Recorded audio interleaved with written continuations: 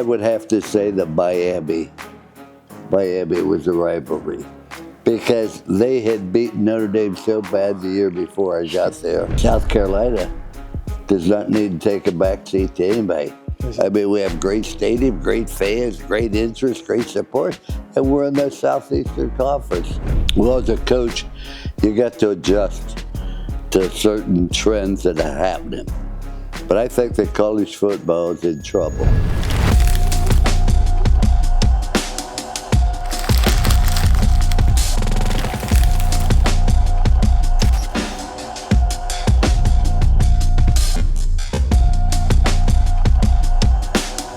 We're here, episode 6 of As I Sip My Coffee. I'm your host, Savell Newton. This episode is going to be great because it is filled with a lot of greatness.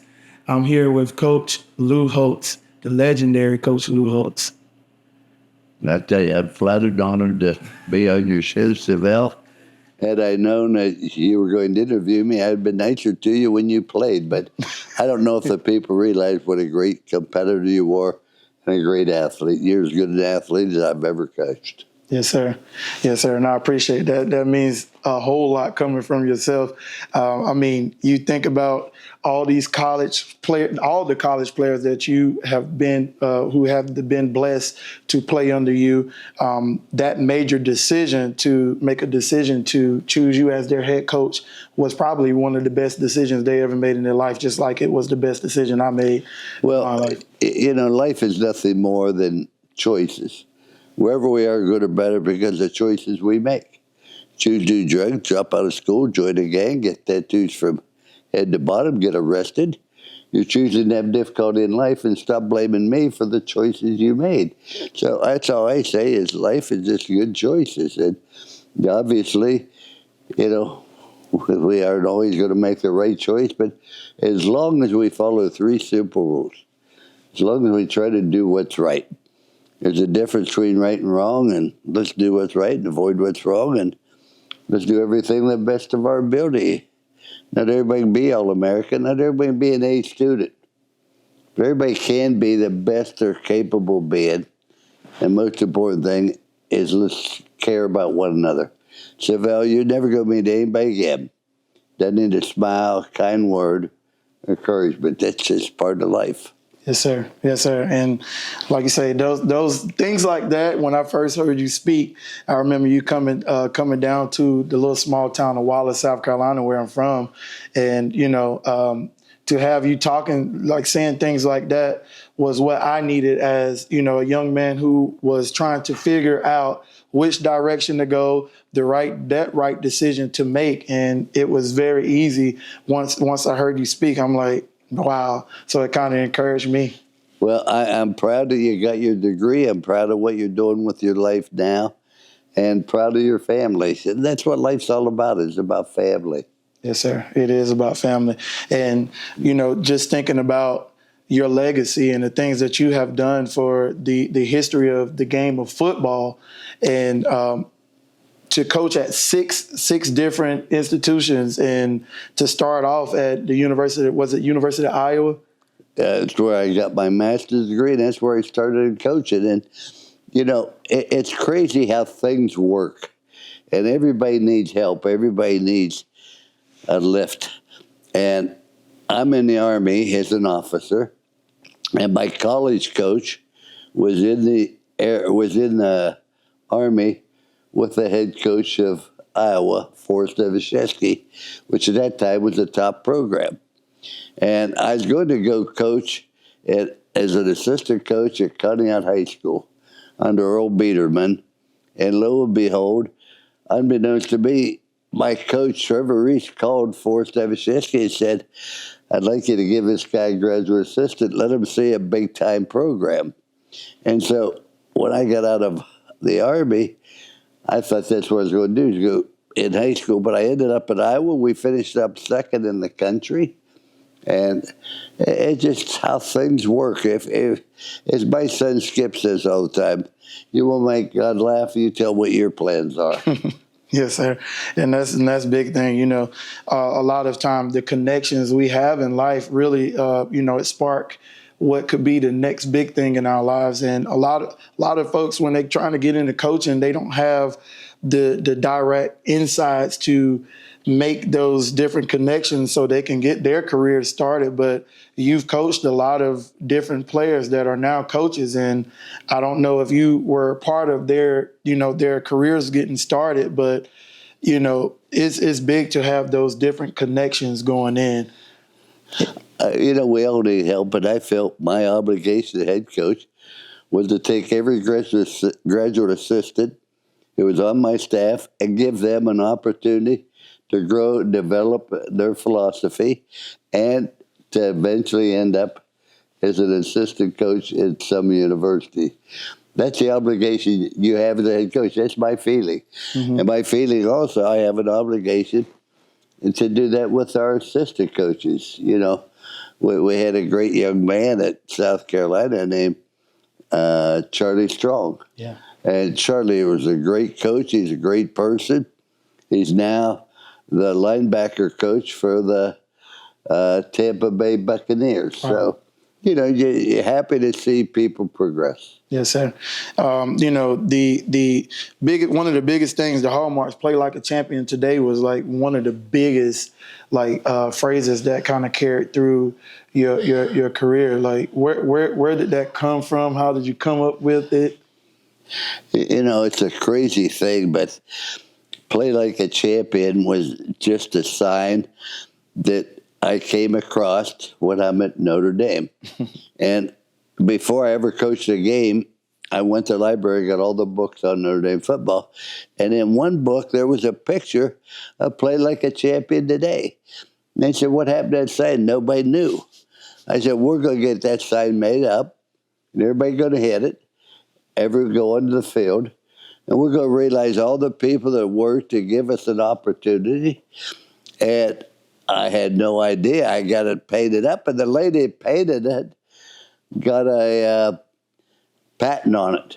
And so she made a lot of money from it. I didn't make any money, but it's not relevant. But just play like a champion, live like a champion, and let's try to do the right thing. Be the best we can be. Yeah, and that's kind of goes into one of the phrases I've discovered for myself: "Be you, for you love yourself, decide and commit to be great and beautiful each and every day." And that's the phrase that stick with me. And I kind of think a lot of the lessons learning from the culture shift that you brought to Carolina was one of the things that helped me along my time at Carolina.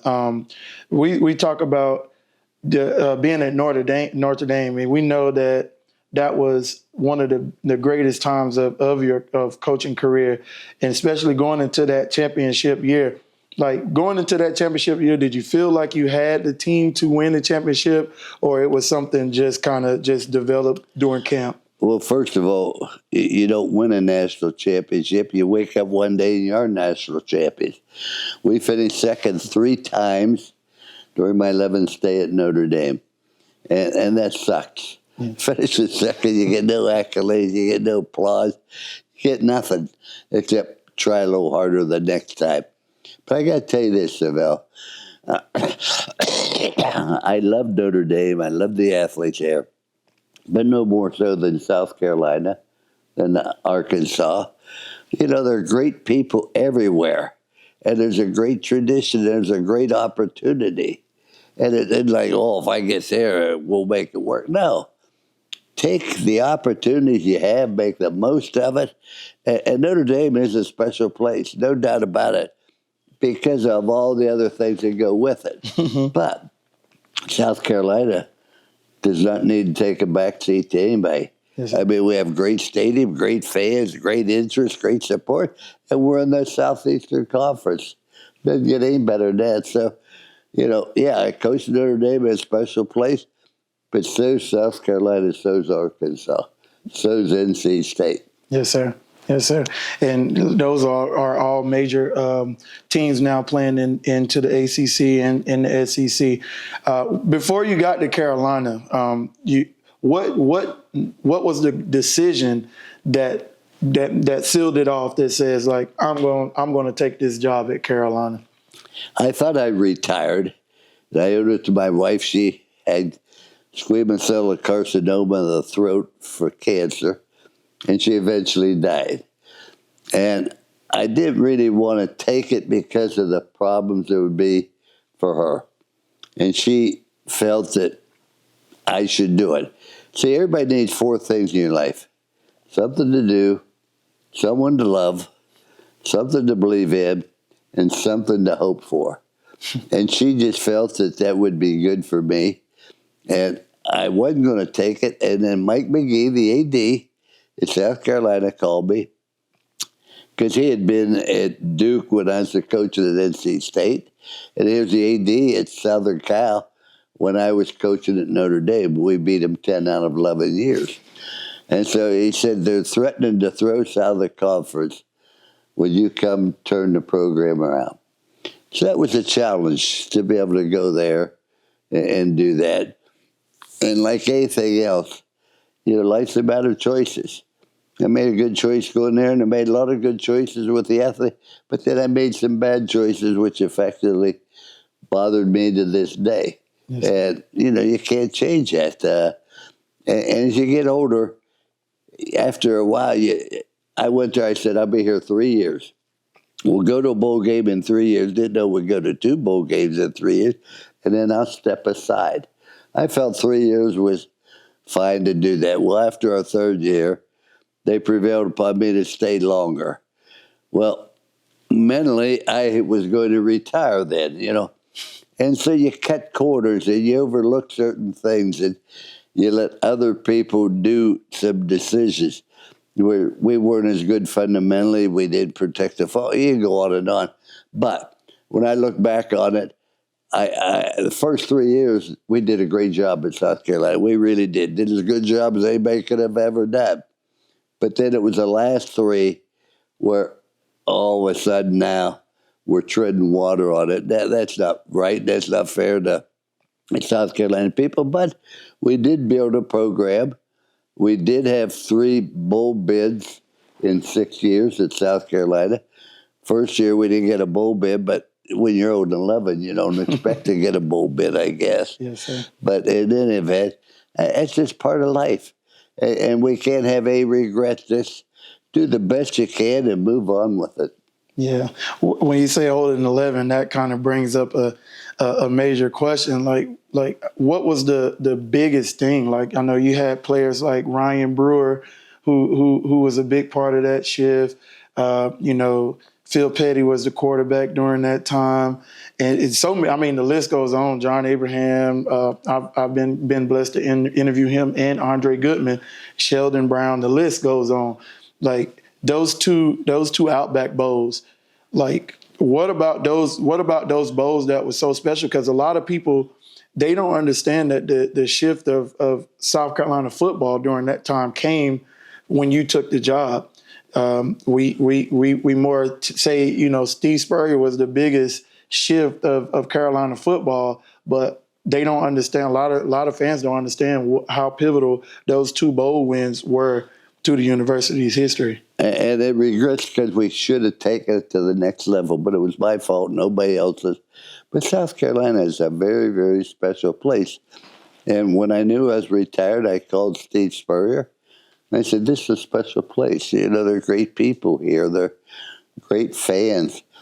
Our facilities needed to improve, but overall, there aren't many negatives about South Carolina. The weather's great. The school's great. You got 5 points where the students absolutely love going there. I look back on my stay at South Carolina, and I'm proud of what we did. But I have regrets about the last 3 years. But you're there 6 years, you have 3 bowl bids. It's life. Yeah, and you said to go into that next level in that national championship in 1988, was it 1988? Like you had Tony Rice as your quarterback? He was from Woodruff, South Carolina. Yes, sir. And he was a wonderful young man, very successful in life today in the insurance industry. But he's just good people, But every team has a personality, and the players determine that.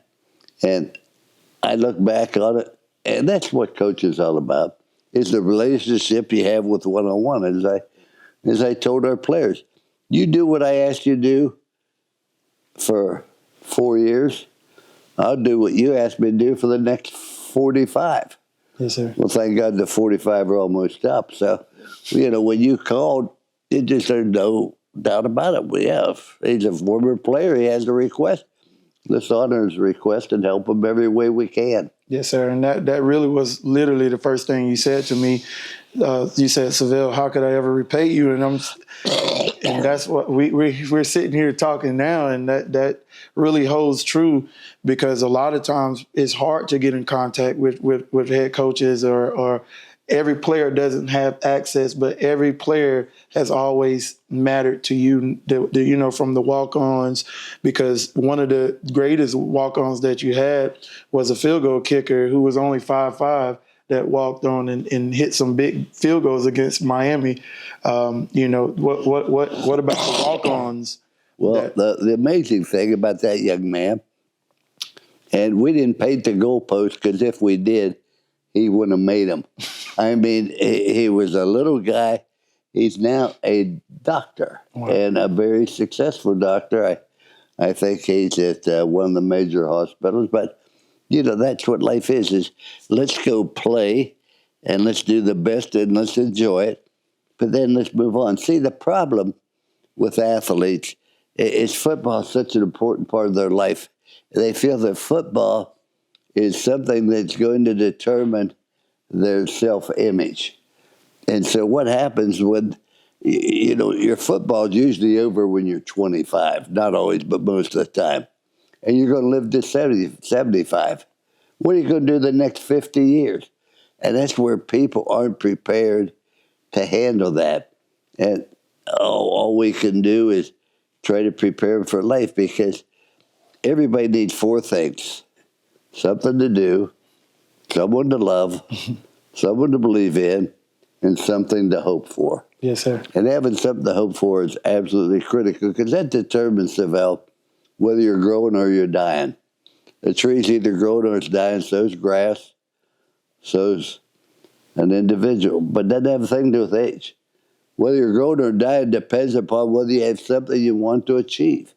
That's why I'm happy to see that you're doing different things in TV, and I hope this works out, and I hope you take it to the next level. But that's something I can't control. That's something you can control. But I just love to see the athletes succeed. Just like our little plays kicker is a very successful doctor. Yes, sir. And you talk about some of the, you say you had the great highs for the first 3 years at Carolina. Then you spoke about kind of like the decline. What decision do you feel that you didn't make, or you should have made, that probably could have inspired, like helped us out during that time? Because I was there for 2003. Me and Demetrius Summers, we was a big part of that 2003 class, along with Noah Whiteside and Blake Mitchell and Corey Boyd. We came in all together, and we came into what I would say a culture that we thought was more like everyone was tight together. But then, to get into the wide receiver room and get around those guys, and I'm like, wait a minute, like this not what I came on the official visit for. Well, as you know, Savell, from day one, we had 3 rules. Do the right thing. There's never a right time to do the wrong thing. There's never a wrong time to do the right thing. Let's just do the right thing. Rule number 2, do everything to the best of your ability. Not everybody be an All-American, not everybody be an A student. But everybody can be the best they're capable of being. Rule number 3, show people you care. And you're never going to meet anybody again in your life that doesn't need a smile, kind word, encouragement. That's part of life. And what happened is we had those 3 rules, and somebody violated the rule, and I let it go. And that was the biggest mistake, and it bothers me to this day that an individual did something stupid on our team, and we didn't discipline them. Yeah, the assistant coaches, no, don't do this. But I think as a coach, you got to do in your heart what's right and proper and follow those 3 rules. What's the right thing to do? So, and you know what I'm talking about. We don't need to go into it, but yes, sir. Just an individual you got to have togetherness on the team. And there has to be a respect of the younger players to the older players. I felt that a player who's a freshman should look up to a senior because the senior's been there. He knows what it's all about. And when you violate the principles, you go downhill. And let me say this. Those three rules are important, Savell, because when you follow those three rules, your self-image goes up. When you do drugs and other things, your self-image goes down. So you just try to keep life simple. We complicate life and we don't have to. Do you realize there are only 7 colors of the rainbow? Look what Michelangelo did with those 7 colors. There's only 7 musical notes. Look what Beethoven did with 7 musical notes. There's only 10 numbers. Look what Bernie Madoff did with 10 numbers. So it isn't always going to be easy, but just keep life simple. Yes, sir. And, some of those things, like those mistakes that the players make, and sometimes second chances are great, but sometimes second chances doesn't mean that you have to be, still part of what. No, what you have to do when somebody makes a bad decision, and I mean a real bad decision, you say, here's your punishment. You're not going to play this year. You'll stay on scholarship, get your education, come back in the spring if your mind's right. You discipline, but you give them an opportunity. You never close a door without giving an athlete an opportunity to come back through that door. That's part of coaching. Yeah. That's part of being a parent. And remember this, when players and children need love and understanding the most, Savell, is usually when they deserve it the least. And that is so true. But you have to, as a coach, you're just trying to prepare them for life. That's all. Yes, sir. And you made some tough decisions. I know I would think probably one of the most talented running backs ever in the history of South Carolina, Derek Watson. And, you see how his career was. And then right after that, we got Demetrius Summers. And both of those guys, were probably the most talented running backs we had, that both, ended their careers outside of playing in their senior years. And those doors were kind of closed, but it was after giving multiple chances. People have to understand that whatever happens in life because of choices they make, and not just as a player, but in life as a father, as a husband, the choices you make. And I got to tell you, Derek Watson was a wonderful young man. He really was, deep down inside. But the problem with Derek is he was from up near northern part of Greenville. And he was a good player. But he ran with the wrong people in high school. And what would happen is he'd be fine. And then he'd get a break and he'd go back into that area, and that's not the best thing that was there for him. Mm-hmm. But he's a good person. You look back and say, I wish we could have done better. The fact that we did not allow him to play in the first bowl game, but we gave him an opportunity, you can come back. And by not playing in against Ohio State in the bowl game, Ryan Brewer rushed for over 100 yards, caught pass of over 100 yards, scored 3 touchdowns, and became a hero. And Ryan Brewer is an individual that didn't have great speed, but I'll tell you this, he was a great teammate. Great players come and go. Great teammates last a lifetime. And I'll say this to the people, you were a great teammate. You cared about your players, you cared about the people on the team, and you showed up every day to be the best you could be. So that's why I'm always appreciative of you. Yes, sir. That's major. It's something I would continue to hold on to for probably the rest of my life, thinking about it.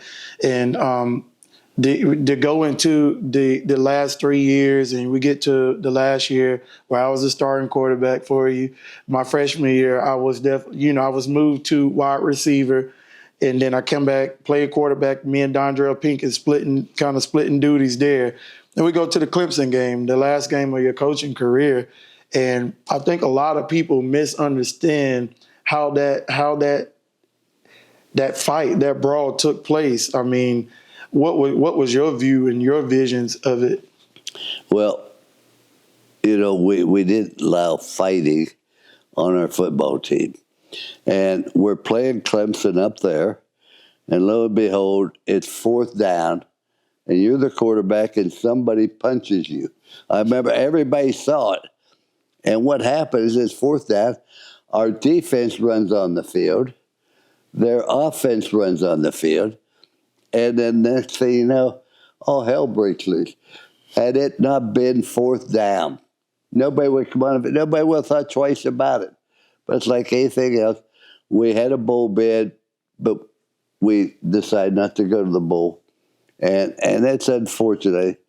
I hate to see that happen, but, there's certain things you can't control. You move on from it. When you have disappointments, when I had disappointment, I've had many of them in my life. It's like when our house burned down and my wife's crying and it burned to the ground. We lost everything. I said, you have 24 hours to cry, to wallow in self-pity, to feel sorry for yourself. Come Monday morning, we're never going to look back.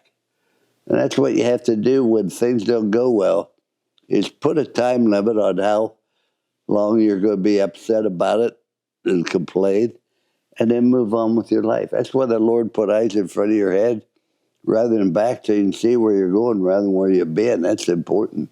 Yes, sir.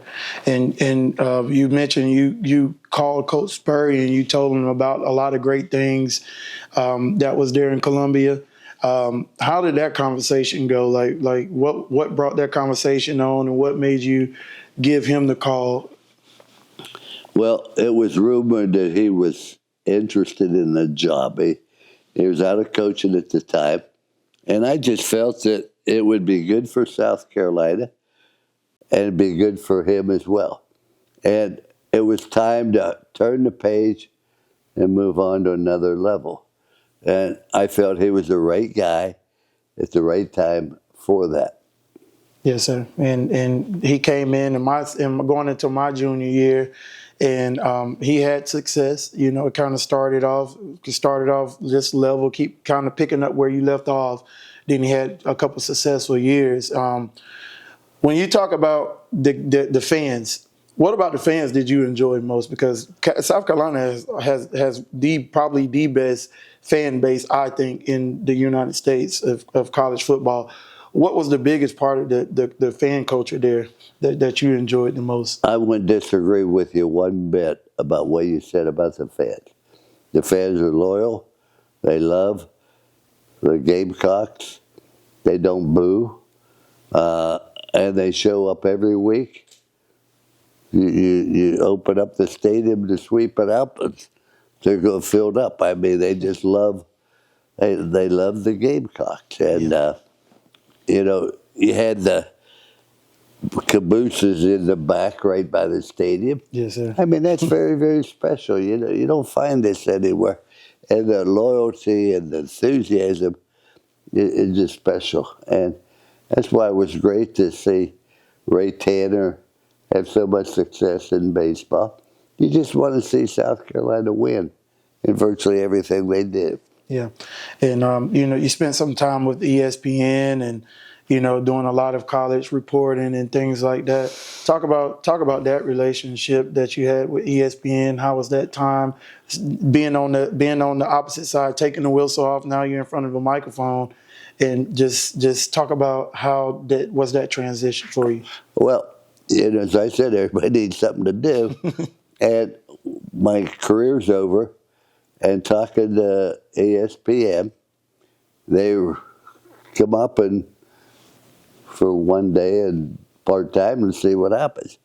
So I go up there and I had a guy named Trev Alberts. There was Reese Davis, Trev Alberts, and Mark May. Those were the three. And Trev Alberts on Friday night got upset and walked off the set. And he tried to come back on Saturday. They said no. He's now, last I heard, he was the athletic director at Nebraska where he played. And so they said, sit in the middle chair between Mark May and Reese Davis. Okay, I don't know what we're doing. I'm not going to say anything. I just be quiet. And pretty soon I said, I can't let Mark May get away with that. That's stupid. Now, Mark May one of the finest people I've ever known. I mean, he was a great player, great pro player. He was part of the Hogs there, and just a tremendous person, a good friend of mine. We talk to him now. But our difference of opinion on TV was authentic because, as I'd say to Mark, Mark, I'd love to agree with you, but if I did, we'd both be wrong. And so for 11 years, we worked together. And, there was Dr. Lou and everything. It was just, every year it was something different, but I enjoyed it. I enjoyed Reese Davis. I enjoyed Mark May. But I didn't enjoy being in Connecticut away from my family, particularly in December when it was cold and snowy. But, television's easy. You just talk to you, think of something to say. But like anything else, what do people want?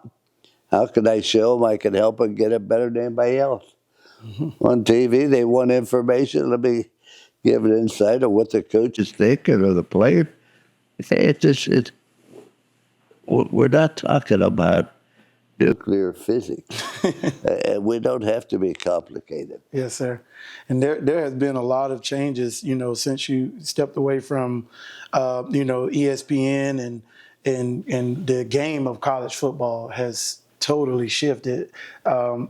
What have you seen in today's biggest shift in the game? I know this is maybe a big subject for yourself to talk about the game now and how players are kind of going away from the culture that you once, because when I stepped in Carolina, I remember you telling the whole team, like, hey, I'm going to give you 24 hours to have your hair cut, to have your beard, mustache shaved off. Now there's a bunch of different things in college sports. What do you think about the shift in college?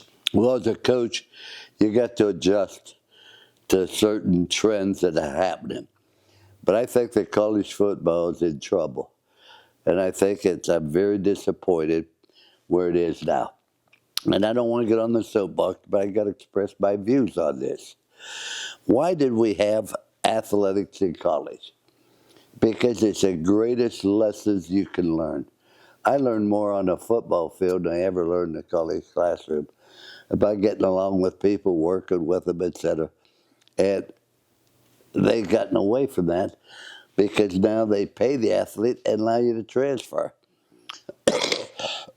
And my feeling was when you transfer, all you're doing is changing the address of your problems. You're going to have the same thing.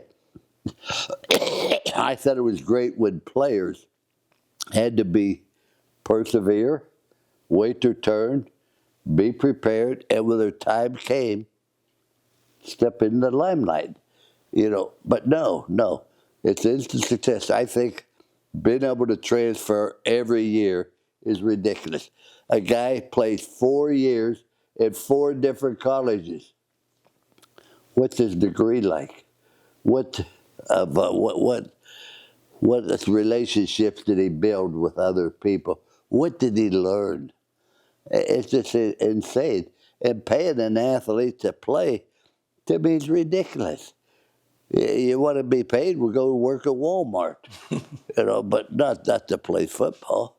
It creates all kind of problems. And why this happened? Because coaches' salaries got out of hand.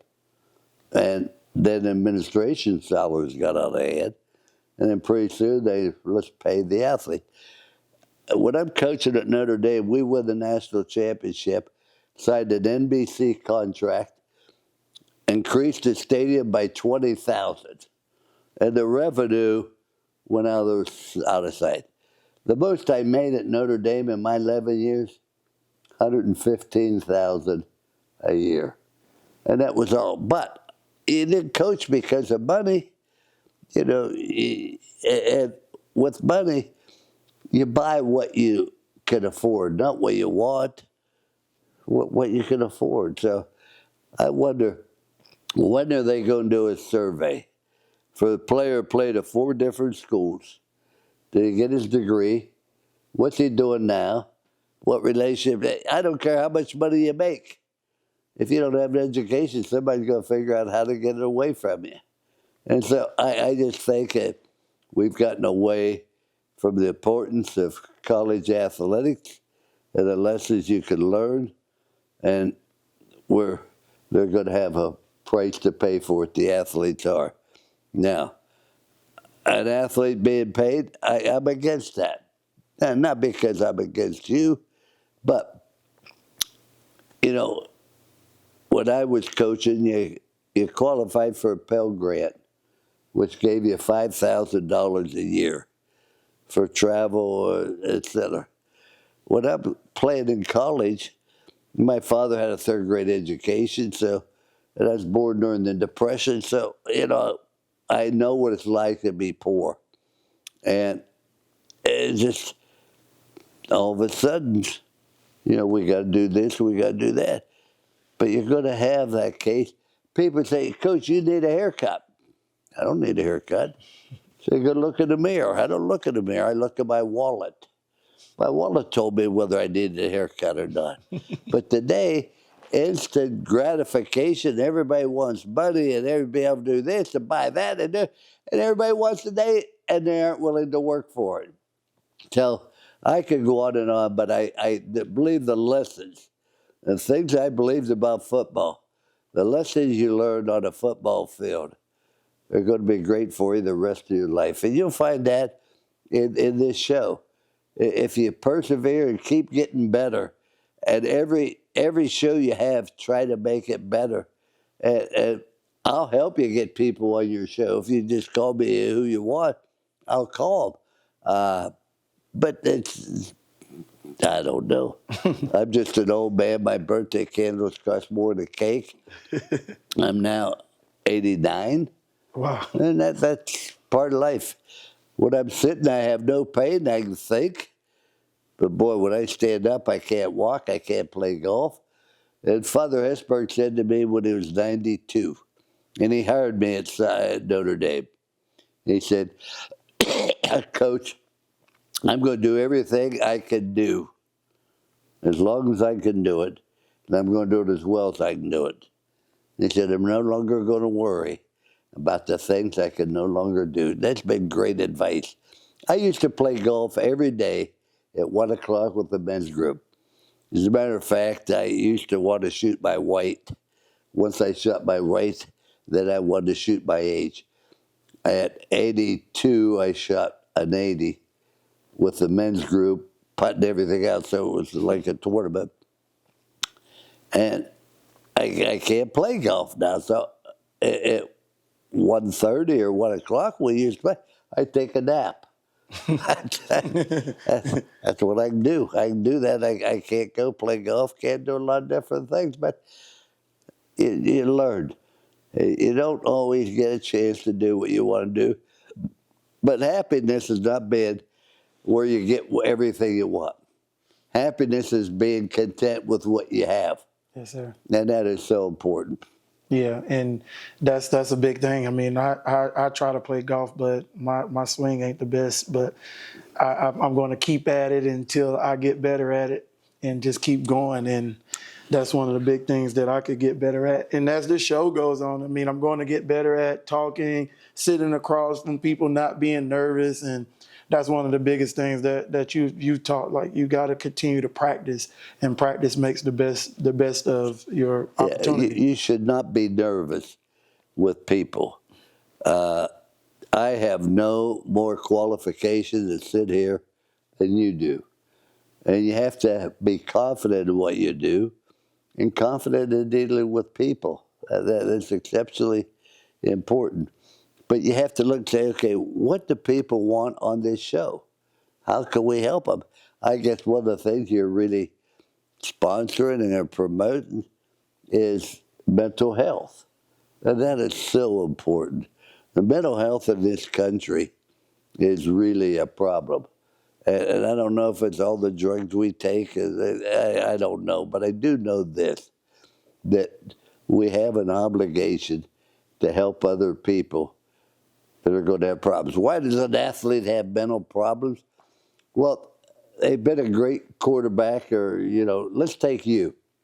fine athletes, come out of high school, all of a sudden, people, I remember we beat Alabama down there my last year, and you put on a tremendous display. And one of the things you did, we were in the shotgun. You were on their 7-yard line, and you ran the ball in. I don't know if you remember it or not, but I remember it. You ran it in, and we ended up beating Alabama. And all of a sudden, boy, that Savell dude, he's great. And all the friends and the girlfriends and everything. Then all of a sudden, you don't have it. Your football's over. You're no longer in the limelight. If you played the NFL, no longer do you have all the money. And you're sitting there saying, good Lord knows, I'm like anybody else. And they can't handle that. Yes, sir. And what's important is be content with what you have. Yes, sir. Always got to be content with what you have. And that's what I've learned over the past couple of years, and being able to talk to, like I said, Andre Goodman, he's been on our show, and to have John Abraham on the show, two guys that speak up on mental health, and that's doing great right now. And they both have already been on the show. Well, both of them were great football players. John Abraham, my first year, when we went 0-11, our defense was pretty good. John Abraham was good, but offensively we had problems. We had 3 offensive linemen. When I went there, you get a guy injured, you move a defensive lineman to offensive guard, and you're playing Alabama, and all of a sudden, all the defense, they don't have a clue. And then Phil Petty was our quarterback. He gets injured in our 3rd game against East Carolina. So you don't have a quarterback. We didn't have a backup quarterback on scholarship. It was just, but we don't bitch, you don't moan, you don't complain. That's the way it is. Let's figure out how we get it solved and go from here. Yes, sir. And on the show, I started this thing where I do like a quick 2-minute, it's like a 2-minute warning where I fire off some questions and you have to answer. I slow it down just a little bit as if I completed a pass and we got out of bounds. So that's how we'll treat it this time. The toughest game that you coached in your career? Oh boy, real tough was it depends on which school. I'm at NC State. I'm a young coach, like 38, and our non-conference, and I think I still have the best win-loss record at NC State, but our non-conference games, we played Penn State every year. We played Nebraska 2 years. We played Georgia 2 years. We played Florida, Michigan State, Indiana, and East Carolina. That was our non-conference. And yeah, that was, but it was exciting there. 4 years, 4 bowl bids, 2 top 10 finishes, etc. So, but I would have to say that Miami was a rivalry because they had beaten Notre Dame so bad the year before I got there, and they had it was a rivalry. And the title was Catholics versus convicts. Yeah. And all those, and I didn't like that. And I said, that's unfair, because not all our team was Catholic. Yes. But that's just the way you go with having fun with what you do. But playing Penn State with Joe Paterno every year, we're always top 10 teams. You go down the list, as they say, so many. Yes, sir. So many good games, and we won most of those big games, but that's all part of life. You can't sit back and say, hey, if what you did yesterday looks big to you, Savell, then you haven't done much today. Yes, sir. So you just try to live in the present and continue to get better. All right. South Carolina has a great quarterback now. He's from the PD area, right where I'm from, LaNorris Sellers. I know you got a chance to watch him play a little bit last year. What's your thoughts on him? I think he's big time. I think South Carolina does not have to worry about getting the quarterback in the transfer portal. They have to worry about keeping him there, and I don't know how much money that would take. but he had tremendous years as a freshman, and he should be better this year. And I think that South Carolina has a legitimate chance to win the championship with him as quarterback.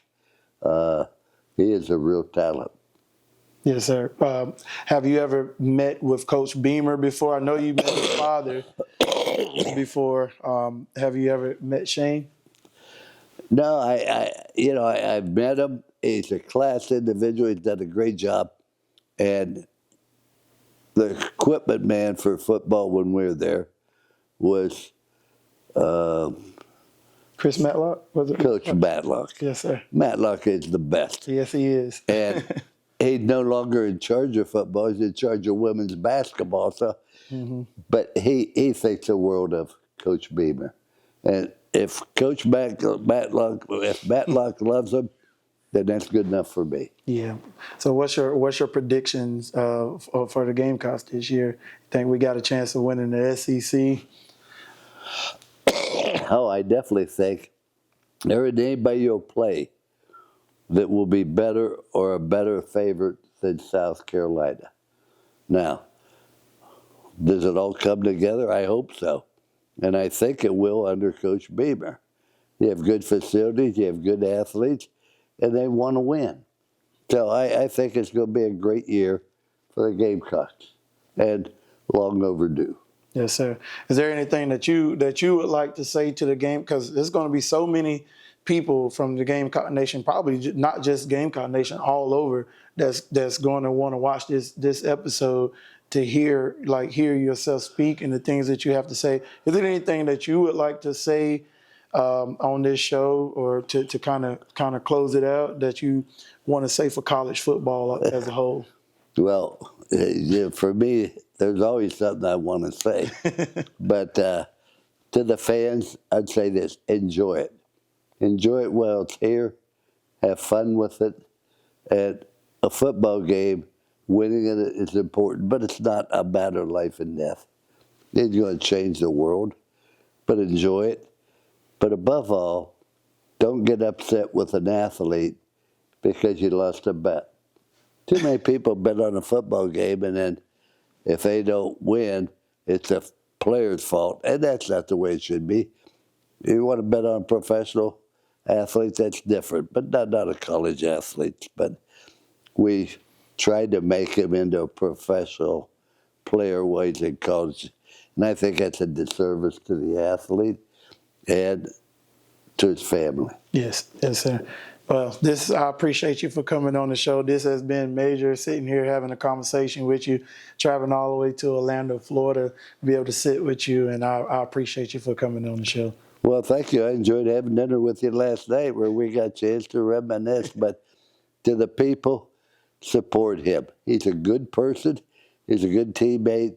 And he did a lot of wonderful things for South Carolina. So above all, support the Gamecocks as individual and as collectively. So I hope that you will truly reach out and help Savell Newton, because he did so much for so many people. So thank you, Coach. Great to have you. Thank you, Coach. Proud of you, son. Yes, sir. And that concludes episode 6 of As I Sip My Coffee. I'm your host, Savell Newton. Be sure to get this at YouTube or wherever you get your local podcasts. Thank you.